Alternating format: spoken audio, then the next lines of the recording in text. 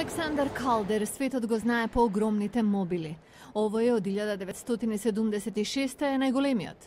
Закачен е во Националната уметничка галерија во главниот град на САД. Но друг Вашингтонски музеј, Националната галерија на портрети, покажува друга страна на Калдер. Барбара Зейбел е кустос на изложбата насловена Калдерови портрети – нов јазик. Тој има направено толку многу мобили, особено подоцна во животот, што тоа доминира во неговите трудови. Но во исто време тој работел и на овие дела, мали портрети и цртежи. Всушност, не само паралелно, туку Калдер правел портрети многу пред мобилите.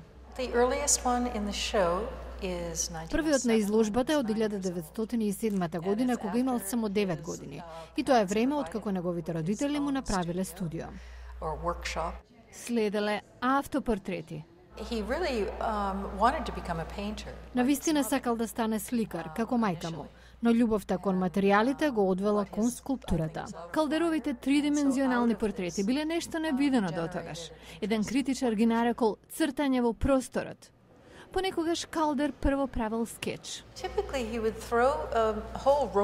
Типично ќе префрлел цела ролна жица преку рамо и ќе работел со крајот. Ако требал да запре или да оди во друга насока, ја сечел и започнувал нова ролна. Сенките што неговите скулптури ги правеле биле многу важен елемент за уметникот. Речи си исто колку и самото дело. Сам сакал да ги осветли. За себе велел дека е инженер за илуминација. Портретите кои висат од таванот исто така се во бавно движење.